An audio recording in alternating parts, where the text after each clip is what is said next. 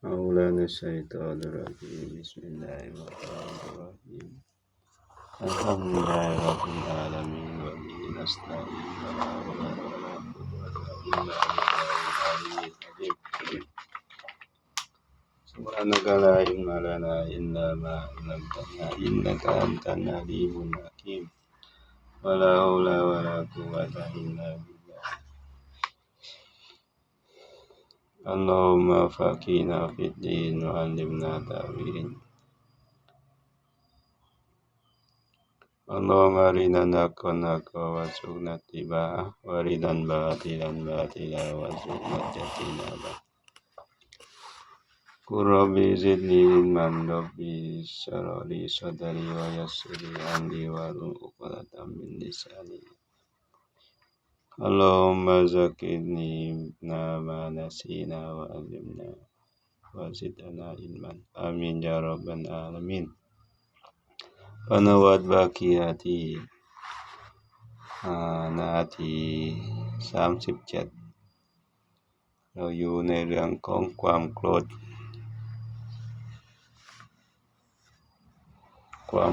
นี้ก็เรียกว่าเป็นสิฟัตยังเกยีที่ไม่ดีมันจะเกิดความเสียหาย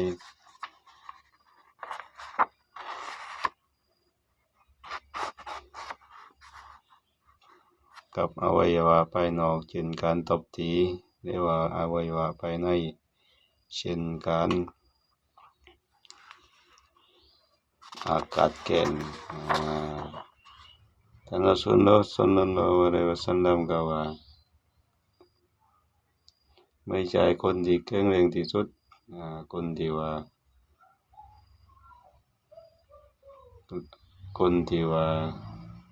ใช้หลายคนเอาเขาลงไม่ได้ไม่ใช่คนที่แข็งแรง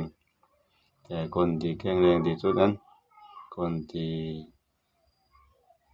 ระหับตัวของเขาในขณะที่เขากดควบคุมนบีว่าคนที่แข็งแรงที่สุดวิธีจัดการความโกรธนั้นมันมี2ประการนะ1ที่ผ่านมาต้องฝึกให้โกรธจาฝึกให้มันตามอากรตามสติตามหลักชะรอศาสนาเหมือนอย่างเช่นการฝึกสุนัขที่เขาไว้ล่าสัตว์นั่นนะฝึกให้ตามเจ้าของความโกรธก็บ่นั้นแหละที่2มันป้องกันความโกรธนั้นในขณะที่โกรธอยู่นั้นยับยั้งสิ่งที่อยู่ในใจ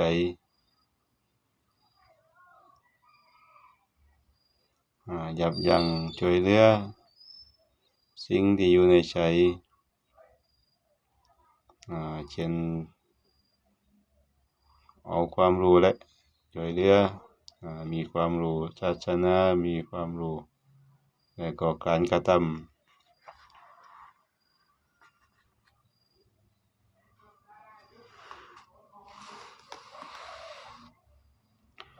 dan adapun pengetahuan สำหรับความรู้มาก็บ่ว่า mengetahui ia kaulu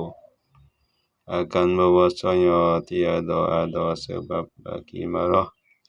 bahwaไม่ปรากฏว่าสาเหตุความโกรธนั้นไม่ปรากฏว่า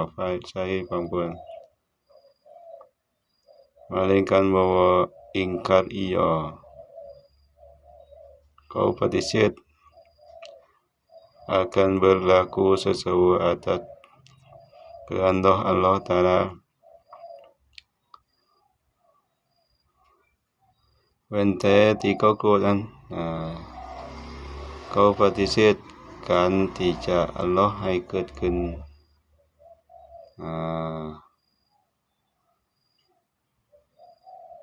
ไม่ใช่โดยความอัลเลาะห์ประสงค์ให้ความโกรธนั้นมันสาเหตุมาจากอัลเลาะห์ประสงค์ให้โกรธไม่ใช่ ไม่ใช่ตัวเขาพระสงฆ์กดและนี้แหละมันเป็นที่โง่ที่สุดแต่เขาคิดวันนั้นคิดว่าความโกรธนั้นมาจากตัวเขาเลยไม่ใช่มาจากอัลเลาะห์อันโง่ที่สุดและอีกเขารู้ว่าแต่จริงความโกรธของอัลเลาะห์มันมาก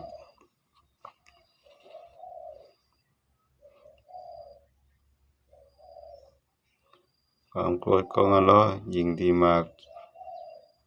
จากกว่าความโกรธตัวของเขาหล่นแต่ก็ความโปรดปรานของอัลเลาะห์หล่นเหลือ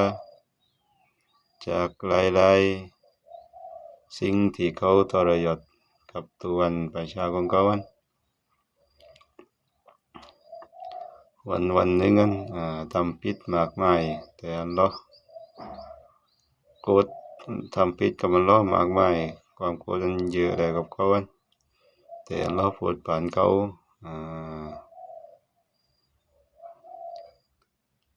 อัลเลาะห์ไม่โกรธเขา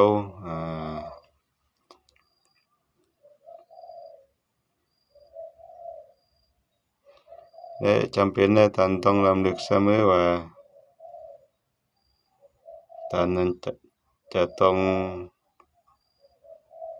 ตามคำสั่งทุกวันของท่านนั้น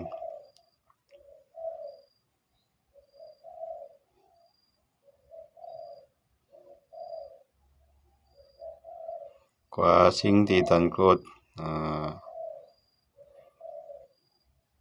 และก็ตาม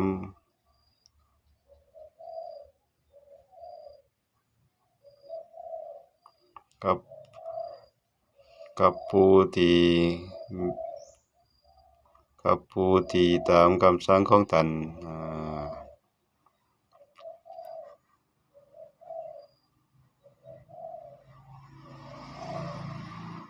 จำเป็นและท่านต้องตามคำสั่งใจกันร้อนกว่าเรื่องที่กว่าสิ่งที่ท่านโกรธนั้นและก็กว่าการที่ว่าตามคำสั่งของท่านนั้น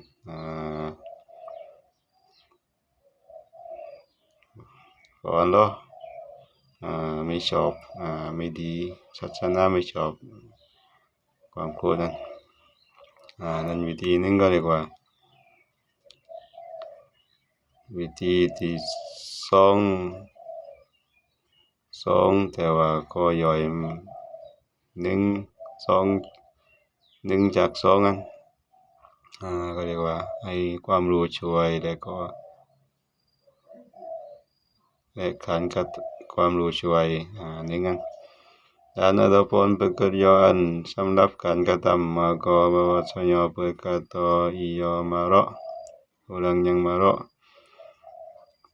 การกระทำนั้นแต่จริงนั้นเขากล่าวให้กล่าวว่าA'udzu billahi minasy syaithanir rajim เวลาโกรธนั้นให้กล่าวว่า A'udzu billahi minasy syaithanir rajim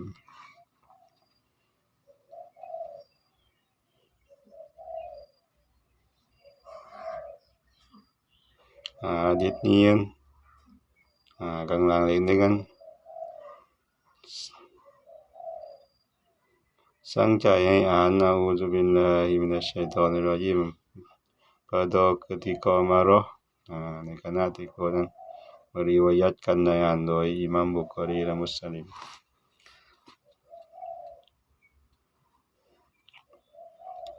นบีสั่งใจให้อ่านเลยในขณะที่โกรธนั้น A'udzu billahi minasy syaithanir rajim kerana marah itu kerana syaitan เพราะว่าความโกรธนั้นมันมาจากชัยฏอน maka tiada berhenti marahnya และหากว่าไม่ให้โกรธ dengan ini โดยการกล่าวนี้เลย perkataan A'udzu billahi minasy syaithanir rajim เอาไม่อยู่แล้ว ไม่หายเพราะว่าลมขึ้นมันแรงความดันมันแรงทำเด็กถึงนั้นเหรอ ไม่ถึงก็เลยว่ามาก็หันโดอีโยดูโดให้ก็นั่งเสียถ้ายืนอยู่ยีก็อีโยเบิดดีรีมายืนให้นั่งเสียก็เรียกว่าเปลี่ยนอิริยาบถลมมันจะได้คล่องdan hendak ia berbaring jika ia duduk แล้วก็จะต้องนอนตะแคง jika ia duduk ก็นั่งกดให้นอนเสีย dan jika tiada diam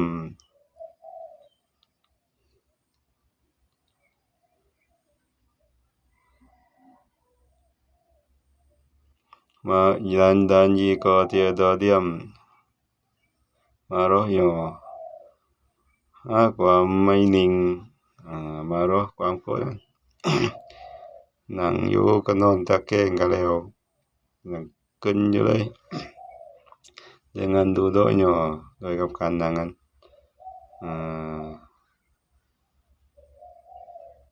atau berbaring หรือว่านอนตะแคงitu นั้น นอนตะแคงก็ไม่ให้ของขึ้น maka hendaklah ia ambil air sembahyang ตอนนั้นก็ให้ไปเอาน้ำsembahyangได้เลยมันจะได้เย็นๆ sabda Nabi sallallahu alaihi wasallam ท่านนบีกล่าวว่า inna syaitana khuliqa minan nari wa innama tuttafa'un naru bin ma'i wa iza qadiba ahadukum fanjatawadda artinya bahwasanya syaitan itu jadikan dia daripada api แต่จริงนั้นชัยฏอนนั้นมันทำมาจากไฟทุกสร้างมาจากไฟก็เรียกว่าตัดเดิมมันมาจากไฟแต่ชัยฏอนนั้นมันร้อน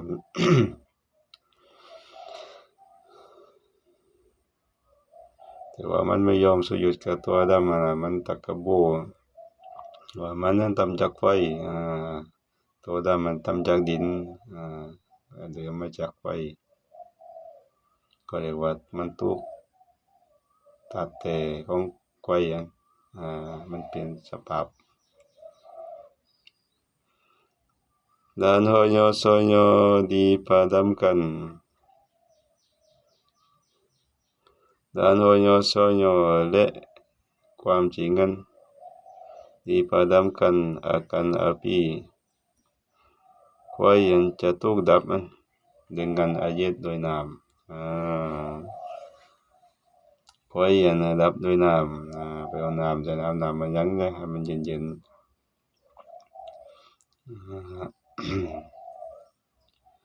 maka apabila marah seorang kamu ดังนั้นหากว่าคนหนึ่งคนใดจากพวกท่านโกรธ maka hendak ia ambil air sembahyang เอาน้ำsembahyang เลยนั่นแหละ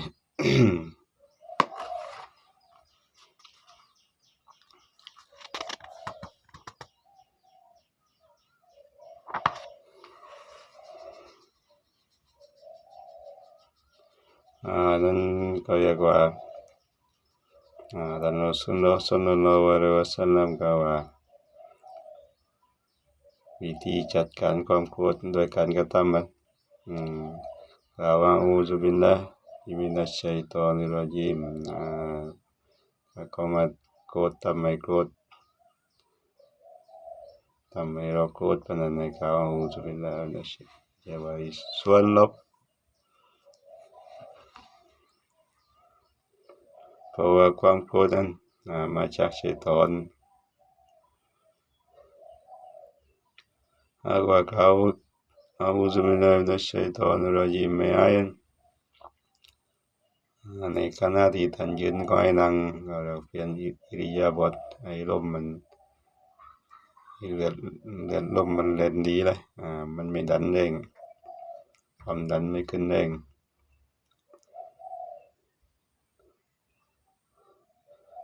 เมื่อนั่งไม่ให้เราให้นอนตะแคงจ้ะถ้านอนตะแคงนั่งแล้วก็ไม่ให้เอาน้ำใส่มายังเลยเพราะว่าชัยฏอนมันทำจากไฟมันก็ถูกดับด้วยน้ำ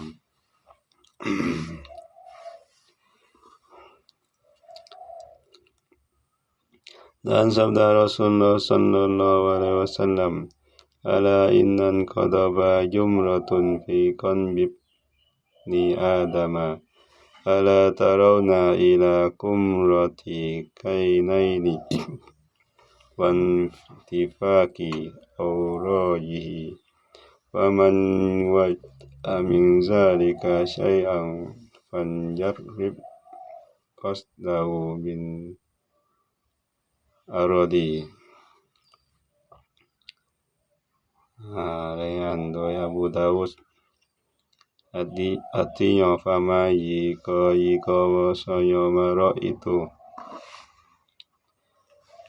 yaka จงระวัง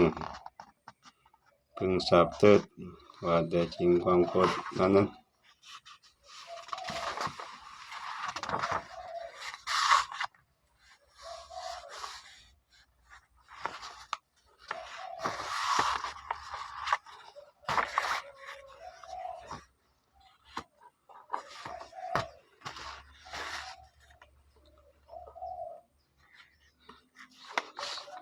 seperti bara api ความโกรธนั้นเหมือนอย่างเช่นท่านไฟpada jantung anak Adam ในหัวใจของมนุษย์ความโกรธนั้นเหมือนท่านไฟในใจของมนุษย์นั่นไฟมันจะติดอยู่โยๆเลยadalah tiada melihat kamu menjuruh dua matanya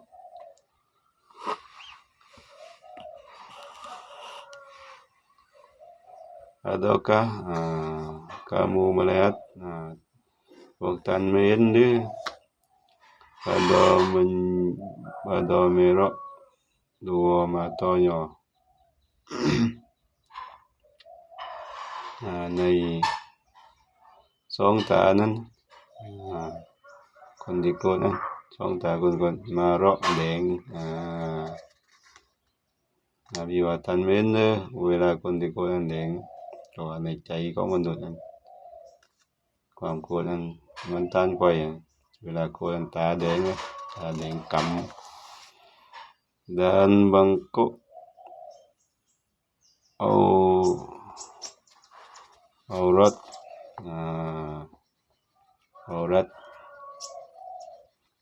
แล้วก็มันป้องaurat เช่นเอ็นก้อน aurat lehatnya เอ็นก้อของคนที่โกนป้องตาแดงเอ็นก้อป้องนะพี่ว่า maka barang siapa mendapat ia ดังนั้นผู้ใดเขาได้รับอาการsesuatu daripada demikian itu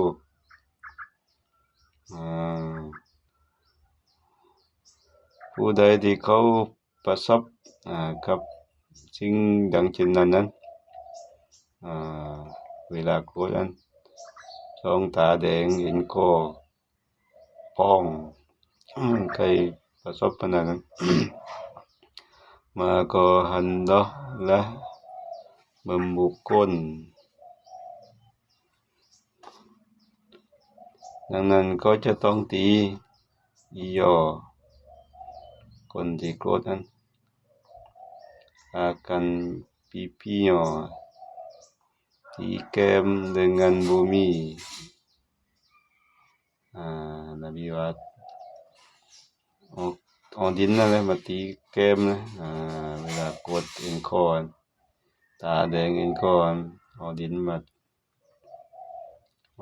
ตีมาลูบแก้มมาตีแก้มจะเลย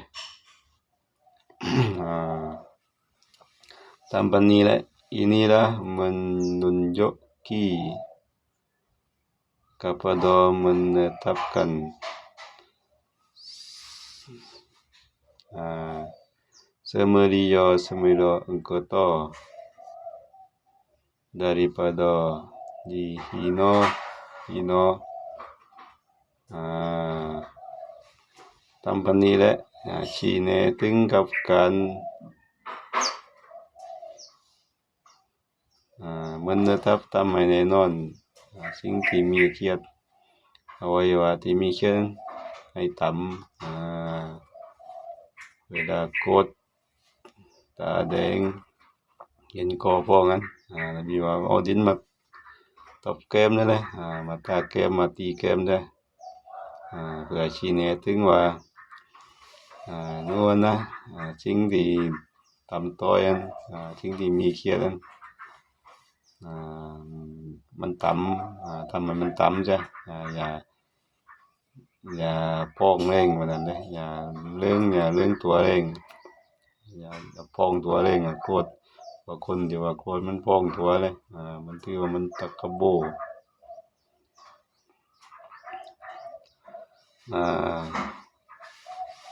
จาก daripada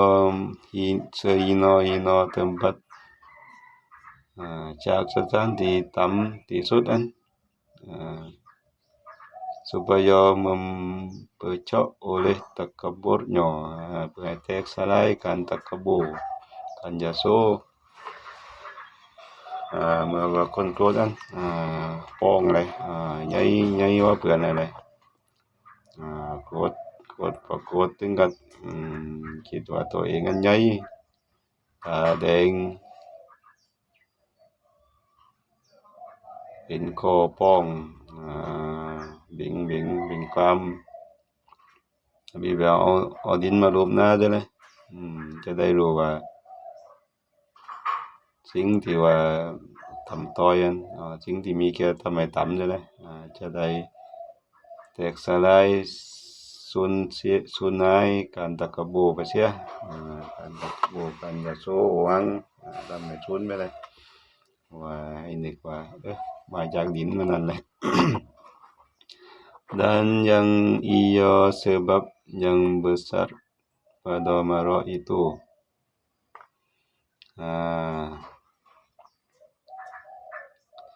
และสาเหตุใหญ่ในความโกรธนั้นตะกะโบมันเป็นสาเหตุใหญ่จากความโกรธนั้นจากความตะกะโบอะไรยโสหวังว่าไม่ตะกะโบนั่งนิ่งเลยบ่โกรธไกว่าแรงไรไม่ได้กูนี่ขึ้นได้ไกตักไกเตือนว่านั่นแหละทำให้ตะกะโบโกรธ dan supaya mengetahui ia และเพื่อเขาจะได้รู้คนที่โกรธนั้นakan bahwasanya dirinya hamba yang hina เป็นบ่าวที่ต่ำต้อยแล้วบ่าวที่ว่าต่ำต้อยนี่มาจากดินนี่ลืมตัวอย่าลืมตัว dan tidak patut ia membesarkan diri และไม่สมควรที่จะเขาจะยกตนdan ketahui olehmu bahwasanya menahan akan marah itu และทั้งหลายจงรู้เถิดว่าแต่จริงmenahanกัน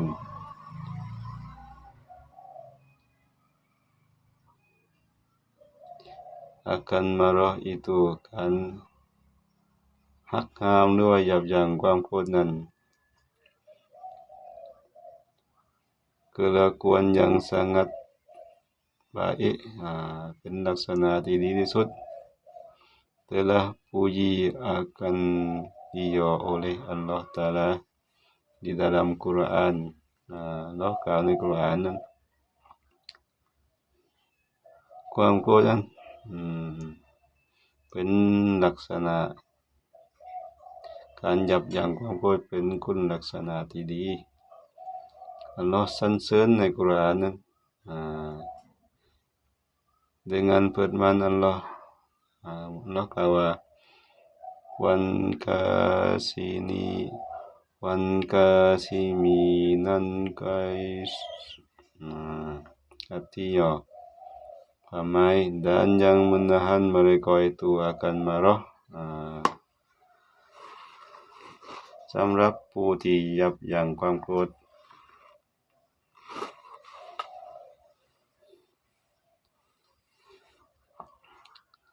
เนาะสรรเสริญไว้ในกุรอานนั้นมันมีอายัดเข้ามาต่อจากนั้นเลยนั่นก็เรียกว่าความโกรธ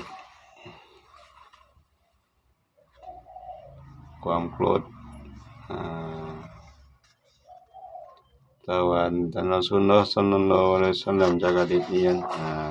ว่าผู้ที่โกรธตาแดงเห็นคอพองใครเป็นบรรดานั้นนบีว่าเอาดินมาเลยมาตบหน้าเสียจะได้ลดความตักกะบูให้ความโกรธมันลดจะได้รู้ว่าตัวเขาบ่าวที่ทำต้อยมาจากดินหรอก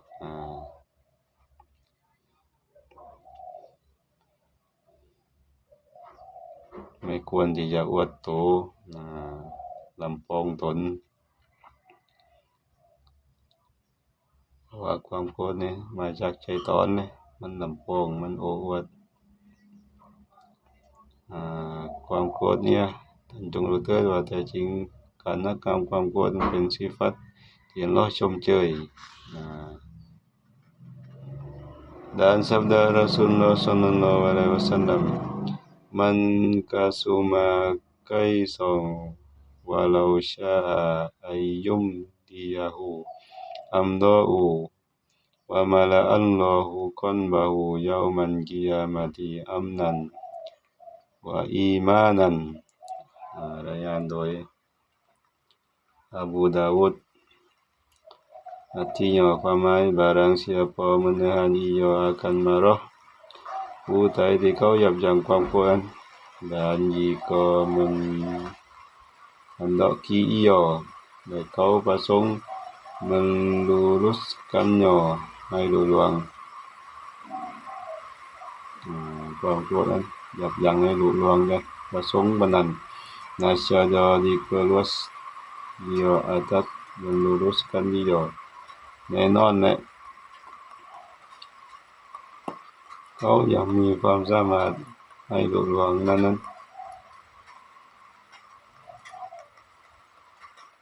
ให้ลุล่วงในการยับยั้งความโกรธนั้น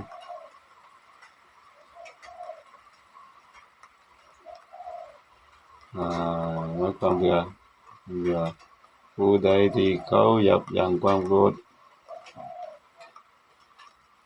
ถ้าว่าเขาประสงค์ที่ให้ลุล่วงกับความโกรธนั้นแน่นอนเขาก็สามารถให้ลุล่วงได้แล้วก็ยับยั้งความโกรธถึงแม้ว่าเขาจะโกรธก็ได้มันก็ชนะได้ความโกรธของเขาแต่ว่าเขายับยั้งเสียmemenuhkan Allah Ta'ala Allah Ta'ala memenuhkan Allah Ta'ala akan hatinya kebenaran Allah Ta'alaในหัวใจเขา pada hari kiamat ในวันกิยามะห์ daripada sentuh จากความปลอดภัย sentosa ความปลอดภัย dan daripada iman จากความปลอดภัยจากอีมานนั้น dan pada satu riwayat daripada Ridha เขาจะได้รับความปลอดภัยจากการอีมานเป็นผู้ที่มีอีมาน dan ในส่วนหนึ่งในอันนั้นเขาได้รับความพึงพอใจจากอัลเลาะห์ซุบฮานะฮูวะตะอาลา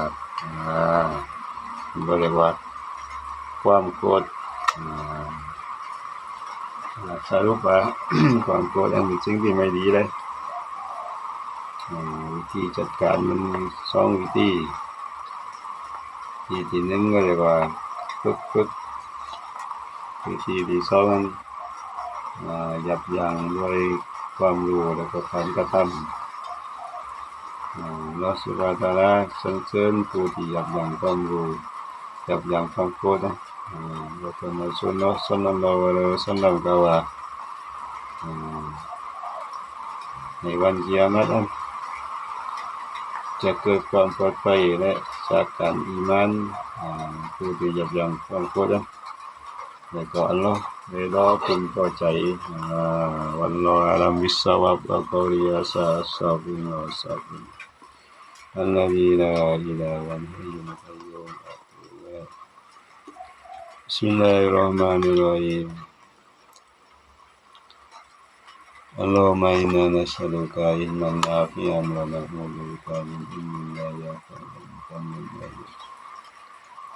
اللهم اغفر للمسلمين اللهم افتح قلوبنا اللهم أحسن عاقبتنا في الأمور كلها والآخرة إنا نسألك رضاك وجنتك ونعوذ بك من سخطك اللهم افتح قلوبنا وفتح العارفين واغفر لنا ذنوبنا والمسلمين